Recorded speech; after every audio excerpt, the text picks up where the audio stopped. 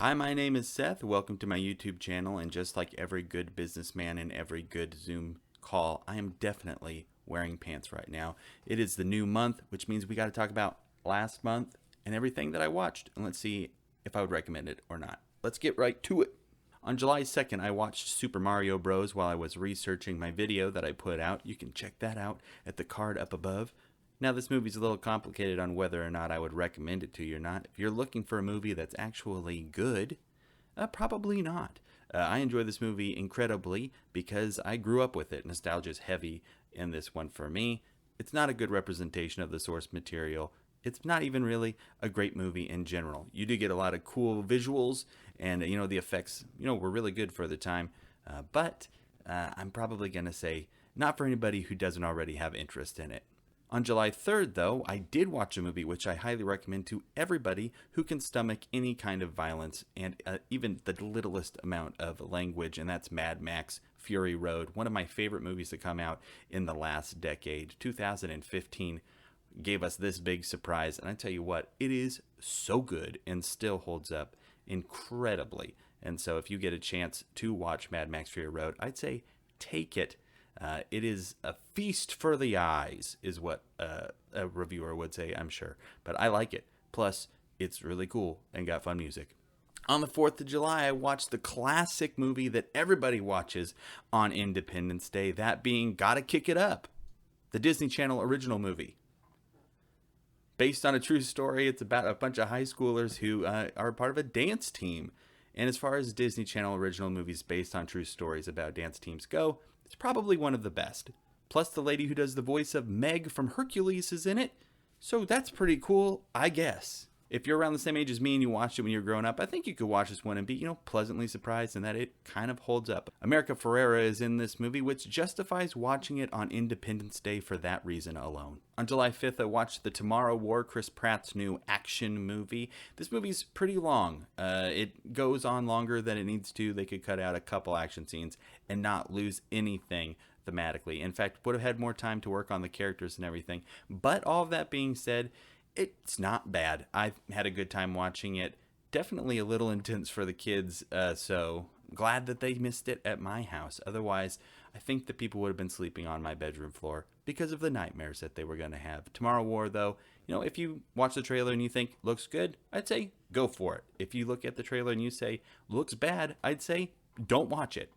On July 8th, I got to watch the newest MCU movie, Black Widow, starring Scarlett Johansson. I put out a review for it on my channel. You can check that card up above if you want to see the full one of that. I think it was pretty good. David Harbour definitely stands out, being a little further away from it as my favorite part of the movie. But if you're into the MCU at all, I'd say give this one a watch, and it should fall somewhere, in the middle for you. On the 13th, finally got around to watching Raya and the Last Dragon, which my family had seen, a few times, and they had to twist my arm, really, to make me sit down and finally watch it. But you know what? It was actually pretty good, better than I thought it was going to be.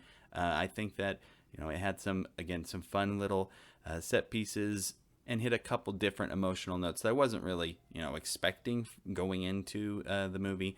Awkwafina is kind of a hit or miss for me in general. I think that she can be really funny and stuff, and she has her moments where she does fit this character, but I feel like they really were kind of going for like a Robin Williams thing, and she does not deliver to that level. But to be fair, nobody has ever been Robin Williams again since he did his thing in Aladdin. But if you haven't given Raya a watch, it's free now on Disney Plus. It just comes with the subscription, so I'd say if you haven't, give it a go. On the 13th, I also watched Fear Street 1999, which is the first of a three-part movie that Netflix put out based on R.L. Stine's series of books, the Fear Street books, about a city that has a curse on it, where every once in a while, people get possessed by this evil spirit that makes them go around and murder people. There are three of them, like I said, and they came out week to week, and this is the only one I watched. That's probably all you need to know when it comes to this movie on whether or not I liked it. It had its moments, sure, but just, not very good when it comes to the overall thing. Gonna be a pass from me on the rest of them.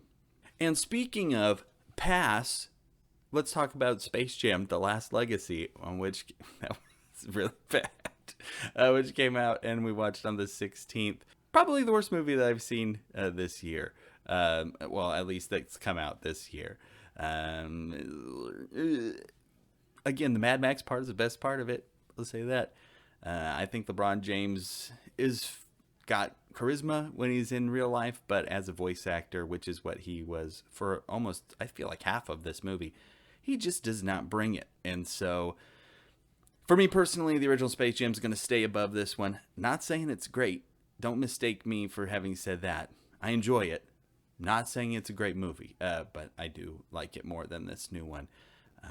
More power to you, though, if you like the new Legacy more. July 17th, we tried to watch That Darn Cat, the remake, which came out in 1997, starring Christina Ricci, and we made it about a third of the way through before we got distracted and decided to do the more exciting thing, walk around the neighborhood in the middle of summer when it's like 95 degrees outside. So again, you can take that for what it's worth. This movie, not good. There's a reason you don't remember it. There's a reason you've never heard of it. That Darn Cat. I'd like to look at the original and see if they really had something in the original one. I haven't ever seen that one, and see if it was worth remaking it, if they just really blew it.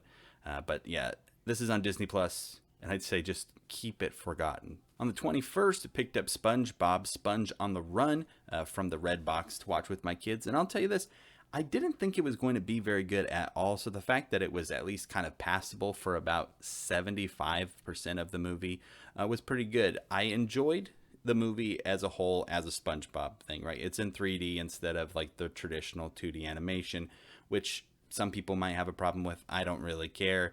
The biggest problem for me in this movie is at the end when I'm going to kind of spoil the end of this movie. They kind of cut back to when like everybody first met SpongeBob. They're like trying to defend his character. And they're like, when I met SpongeBob, and everybody met SpongeBob at summer camp. And you know what? They keep cutting back to this stuff. And you're like, well, that's kind of interesting. You know what? That's what they want you to think. Because this last 25% of this movie is totally just a commercial for like the new SpongeBob show that is on, I think, Paramount Plus, which is about them being at this summer camp as kids. Which, if I understand correct, was like completely against the wishes of the guy who created SpongeBob. But then once he died, they were like he just died a couple years ago. And once he died, they were like, you know, now we can just do whatever we want with SpongeBob because he's not around to tell us that that's not what he wants us to do anymore. And if that's all true, kind of messed up. But yeah, you know, if there are way worse kid movies to watch. And so, you know, if you like SpongeBob, you could probably find something to enjoy here.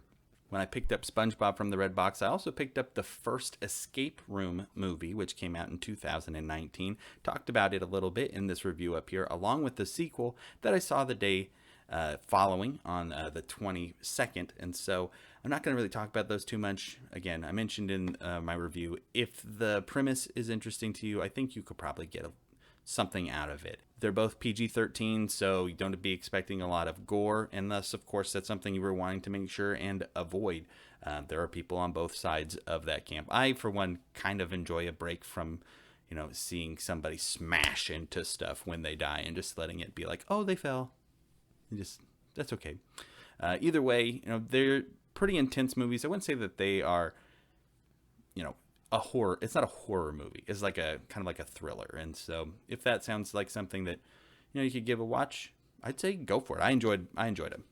The day I went and saw Tournament of Champions, I went to the theater and saw 3 movies that day, which it does not happen very often. In fact, I don't know the last time that happened.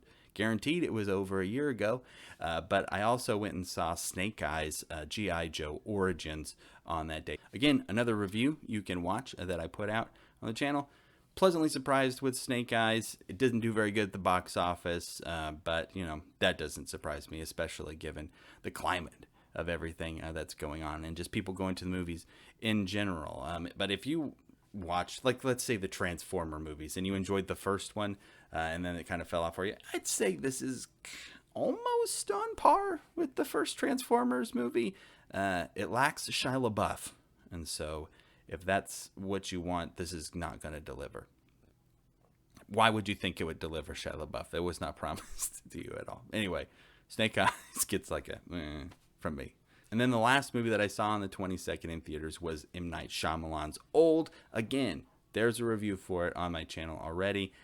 I didn't like this movie. It's up there for one of my least favorites that I've seen this year. Probably is the worst movie that I've seen that came out this year. But I don't know. To say it was worse than, Space Jam New Legacy might be unfair to Old. At least Old kind of succeeded in some of the stuff it was trying to, accomplish without feeling like just a money grab. But it's just going to go person to person. If you are into messed up things happening in movies and a relatively short runtime, Old will deliver. It will also deliver in very ham-fisted, unnatural dialogue. So, then on the 23rd, I watched the movie that pretty much every Oregonian is contractually obligated to enjoy watching, The Goonies, because it was filmed in Astoria, Oregon. I didn't watch this movie a ton as a kid. I saw it a couple of times, but every time I watch it now as an adult, it does grow on me. I really just enjoy the relationship between Sloth and Chunk. It's just very heartwarming and pure. It's weird to say because all of the kids in this movie are significantly older than me, but I think all the kids in this movie do a pretty good job, and actually a really good job. And so Goonies, just a good time, just a lot of fun. Took a risk the next night on the 24th when we watched the movie This Means War, which stars Chris Pine, Tom Hardy, and Reese Witherspoon. Both the guys play CIA agents who end up dating the same girl, and they compete for her. They managed to do the thing that these movies usually have a hard time with, where everybody is lying to each other, and whereas I did not actually feel like any of them were particularly more bad or like worse person than everybody else. It wasn't like I was actively saying this guy has done something that is too far, until like the end. Of course, all of it is too far if it was real life. But that being said, it's a good time. And if you're a person who enjoys romantic comedies, I think this movie will deliver for you. And I'm basing that on the fact that my wife said at the beginning of this movie, "Oh, I hope that this happens." And then it happened at the end, and she was very happy about that. And so because of that, I'm going to say, if you're looking for a romantic comedy, hey, this could be, one that you might have missed, because I don't remember it being that particularly popular. So, it's on Netflix. On July 25th, I watched Heavyweights, which is a movie that I love. Like, it grew up watching it, super nostalgia heavy, but I think really holds up. My wife enjoys Heavyweights a ton. I don't think that she watched it a lot when she was growing up, so I don't think it's nostalgia for her, but just the fact that me and a lot of my friends have watched it so many times. Like one summer we watched it every single week after we would get done with a week of camp. It's just so funny and super quotable, and feel good, makes you feel good at the end of it. And we all need movies that make us feel good. And so for me, that is Heavyweights, and it's the perfect summer movie. I know there's a lot of Sandlot love out there, but I think personally Heavyweights is going to be my number one summer movie. Then on July 27th, I went and did something which I almost never do, and that is I walked into a movie without having any idea of what was going to happen in it. I have not been that scared to watch a movie in a long time. I really don't want to talk too much about what the movie is about or anything. Like, for real, I had not even read the log line of this thing. Not even, the little synopsis. All I knew is that Nicolas Cage was in it, the movie was called Pig, and people were saying that his performance was really good. And I'm going to say, all three of those things are very true statements. The movie also stars Alex Wolff, who is also just phenomenal in it. But I don't want to say anything more. Just know that this movie is really good. Very, very good. And not going to be what you expect. And then to close out the month, on the 30th, I watched Jungle Cruise, starring The Rock and Emily Blunt. This movie definitely compares with the Pirates of the Caribbean movie. I mean, it's based on a ride, just like those movies were. And if you're going to put this movie on the scale of Pirates of the Caribbean, I'd say it's not as good as the first Pirates of the Caribbean, but it's better than almost every sequel to it. That's about where I would land with it. I enjoy Emily Blunt. I enjoy Dwayne Johnson. I really liked the guy who played Emily Blunt's brother. He was funny. And it was a pretty, harmless little adventure movie to watch, and a nice way to close out the month of July. What's the best thing you saw this month? If you liked this video, or it was useful to you at all when it comes to recommending things or knowing what to stay away from, hey, give it a like and subscribe to the channel. We got new videos every week. Saturdays next week, we got Pirates of the Caribbean tier list coming up. So thanks for watching. We'll see you next time.